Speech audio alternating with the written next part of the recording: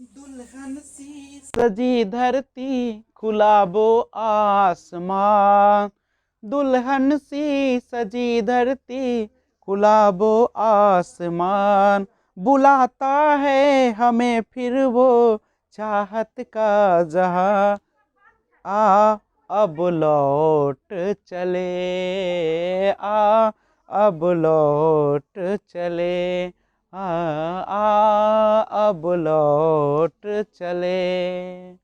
Hello friends, this is Vijay Rajput and welcome to learner eyes by VRP. तो मैं RS Agarwal three writer solution लेकर आया हूं। तो देखिएगा 49 नंबर क्वेश्चन, इससे पहले मैंने 48 क्वेश्चन करा दिया हूं और वो वीडियो पहले ही अपलोड हो चुका है, आप उसे जाकर देख सकते हैं। तो आइए देखते हैं अगला। देखिए इसे हम बना सकते हैं 2 का पावर 2 तो 4, 4 के पावर 2 तो 4 गुने 4 16, 6 का पावर, या इसको ऐसे आप कीजिए। देखिए 2 के पावर 2 है तो आप ऐसे लिख सकते हैं 2 गुने 2, 4 के पावर 2 है तो 4 गुने 4, 6 के पावर है तो 6 गुने 6, और 20 का पावर है तो 20 गुने 20। अब यहाँ गौर कीजिए, ये लिख सकते हैं 2 2 4, 4 चक्का 16, 6 1 36, और 20 में 20 से गुना कीजिएगा 400।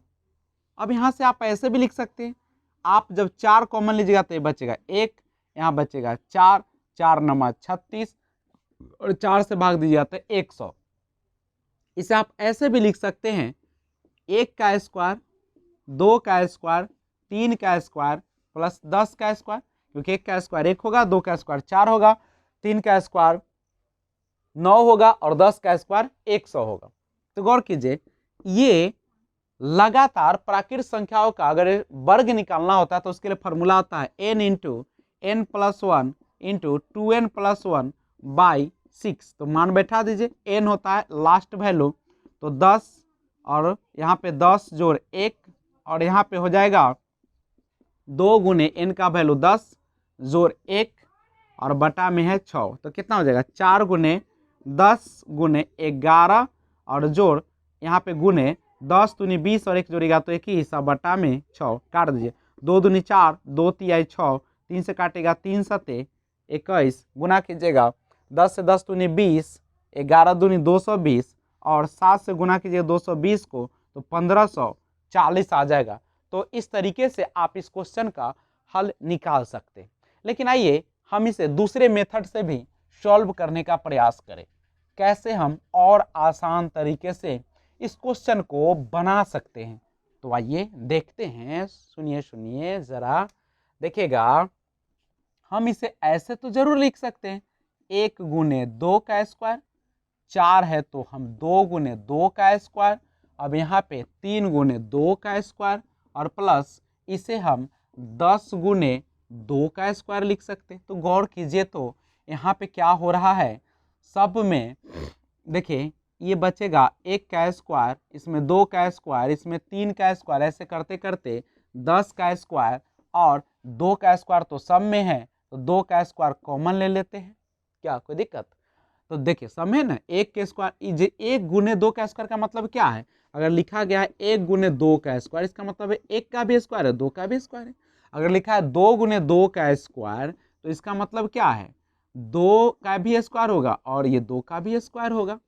तो इसी तरीके से हमने 1 का स्क्वायर, 2 का स्क्वायर, 3 का स्क्वायर, 10 का स्क्वायर तक ले लिया, लेकिन ये 2 स्क्वायर 2 स्क्वायर 2 स्क्वायर तो सब में है, तो हम क्या किए 2 स्क्वायर को कॉमन ले लेते, 2 दूनी 4, और इसका फॉर्मूला आप जानते हैं, लगातार प्राकृत संख्याओं का वर्ग निकालना होता है, तो n into n plus 1 into 2n plus 1 by 6, तो 4 गुने n का वैल्यू है 10, यहाँ पे रखिएगा 10 जोड़ 1, यहाँ पे 2 गुने 10 जोड़ 1 और बाई 6, तो 4 गुने 10, 10 में 1 जोड़ेगा 11, 10 दूनी 20, 1 जोड़ेगा 21, अब बटा में यहाँ पे कितना हो जाएगा 6 हो जाएगा, काट दीजिए, 2 दूनी 4, 2 तिहाई 6, 3 सत 21, यानी 2 गुने 10 गुने 11 गुने 7, और सबको आप गुना जब कीजिएगा तो आपको आ जाएगा 1540 आ जाएगा। नहीं तो देखते हैं अगला क्वेश्चन कैसे बनाते हैं। क्वेश्चन नंबर 50 देखिएगा, प्रथम 45 प्राकृत संख्या का योग निकालना है।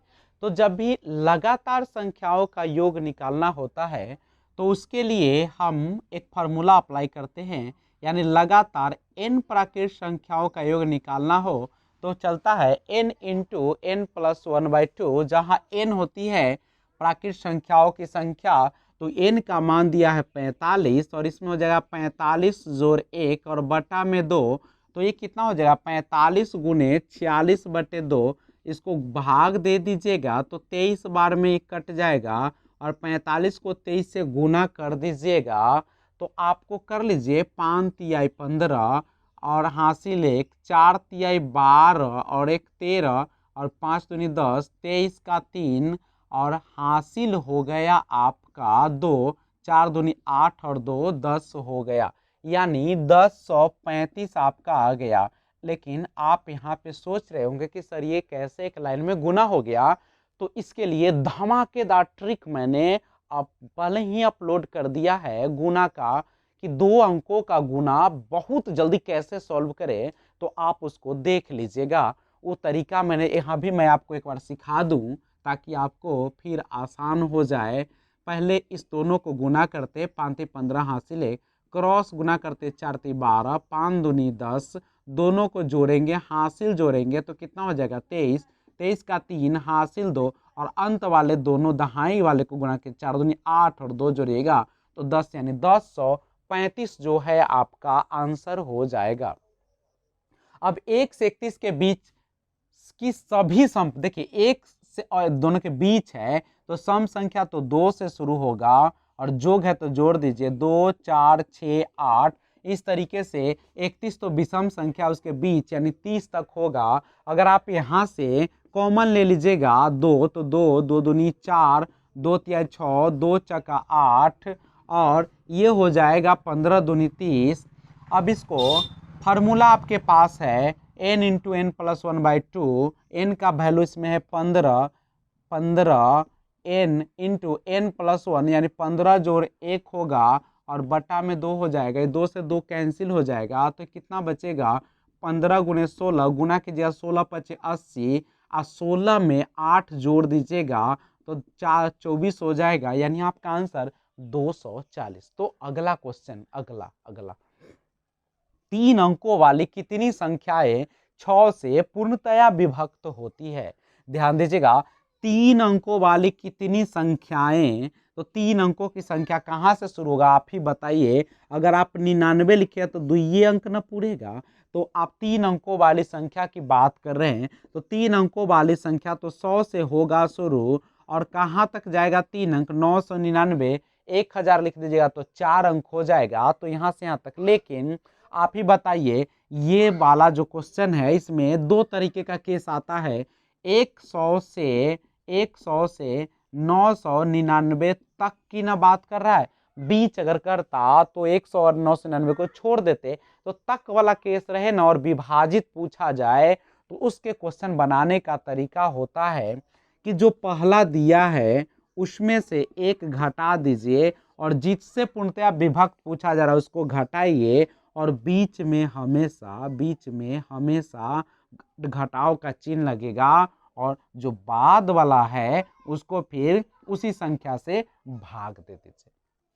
लेकिन ये बीच वाला केस रहता, के बीच का केस रहता, तब क्या करते कि शुरू वाले को जस का तस छोड़ देते और अंत वाले में से एक घटाकर और 6 से भाग देते और बीच में हमेशा उसी घटाते। तो बीच का केस ऐसे बनाएगा और तक वाला केस में ऐसे बनाएगा और ध्यान रखिएगा भाग दीजिएगा तो दशमलव के बाद के अंकों को छोड़ देना है। जैसे ये हो जाएगा 99 और 99 है और बटा में 6 घटे, ये 999/6 है, आप भाग दीजिएगा 6 और 3 6 1 36, दशमलव के बाद लेना नहीं इसलिए छोड़ दिए, 6 से 6 6 1 36, 36 देखिए यहाँ पे 6 1 36 हो जाएगा तो 3 6 1 36 दशमलव में आएगा, दशमलव को तो लेना है नहीं, 166 में से 16 गया 150, घटाव में नहीं लेना है तो हमेशा जोर में ही रखिएगा। तो इस तरीके के प्रश्न जब तक वाला आए तो शुरू वाले में घटाइए और बीच में हमेशा घटाव का चिन्ह रखिए और बाद वाले को जैसे का तैसे करके आप बना देंगे तक वाले में, लेकिन बीच वाले केस में शुरू वाले को जस का तस रखेंगे, बटा में जो भाग देंगे उसको लिखेंगे, और घटे जो अंत वाला होगा उसमें से एक घटा के 6 से भाग दे देंगे, या जो संख्या से विभाजित पूछेगा उससे भाग दे दीजिएगा। 53 नंबर क्वेश्चन है, 200 से 600 के बीच में कितनी संख्याएं 4, 5, 6 से पूर्णतः विभक्त है? तो सबसे पहले इसका एलसीएम निकालिएगा, तो निकालिए 4, 5, 6 का निकाल लीजिए, उसके बाद बातें करेंगे। 2 से लगाएगा 2 दूनी 4, 2 तिहाई 6, यानी 2 दूनी 4, 5 20 तिहाई 60 हो जाएगा। और देखिए बीच का केस आ गया, 200 से 600 के बीच कितनी संख्या है जो 4, 5, 6 यानी 60 से पूर्णतः विभक्त होगी? तो मैंने कहा था कि अगर इस तरीके के क्वेश्चन रहे तो आप क्या करेगा, बीच वाला जो क्वेश्चन होता है उसमें पहले वाले को जस का तस छोड़ दीजिए, बीच में हमेशा घटाव का चिन्ह, और जो लास्ट वाला है उसमें से एक घटाइए और फिर भाग दीजिए उसी से, कितना से 60 है ना, एलसीएम जो आया उसी से भाग देंगे। दशमलव के बाद वाले अंकों को नहीं लिखते हैं। 60 से लगाएगा तो 3 बार लगेगा, दशमलव को नहीं लिखेंगे। इसको होगा कितना 500, यह आ जाएगा आपका 599, 60 से भाग दीजिएगा 9 बार आपका लगेगा, और यहाँ पे ध्यान दीजिएगा तो 9 आएगा, घटाइएगा तो कितना आ जाएगा 6 आ जाएगा। मैंने कहा था कि माइनस से हमें कोई लेना देना होता नहीं, हमेशा जोर में ही आता है, तो 6 आंसर हो गया। अगला क्वेश्चन देखिए 54, अगला सबसे छोटी अभाज्य संख्या। तो अभाज्य संख्या की शुरुआत जो होती है 2 से होती है, और इसीलिए अभाज्य संख्या सबसे छोटी 2 होगा। ऐसे कितनी सम संख्याएं हैं जो अभाज्य है? 2 से शुरू कीजिएगा अभाज्य संख्या 3, 5, 7, 11, 13। देखिए सारा का सारा विषम होता है, लेकिन 2 ही एकमात्र ऐसी संख्या है जो सम अभाज्य है। तो इसकी संख्या कितनी होती है? तो मात्र एक ही होती है, वह 2 है। 60 से 75 के बीच अभाज्य संख्याओं का योग कितना होता है? तो 60 के बाद अभाज्य संख्या शुरू होगा 61, उसके बाद आप निकालिएगा तो 67 होगा, उसके बाद आप निकालिएगा तो आपका 71 होगा, और 73, और कोई होगा तो बताइएगा आप हमें।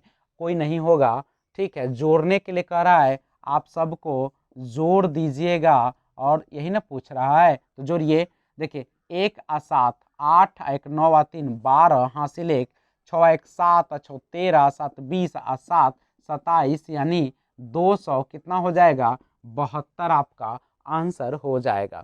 3 अंकों की सबसे छोटी अभाज्य संख्या क्या है? तो आप जान लीजिए कि 3 अंकों की सबसे छोटी अभाज्य संख्या 101 होता है। यहाँ दिया है 103, 107, 109 और नन दिया है। इसका मतलब है कि इस ऑप्शन में से नन यानी कोई नहीं होगा, क्योंकि 3 अंकों की सबसे छोटी अभाज्य संख्या 101 होती है।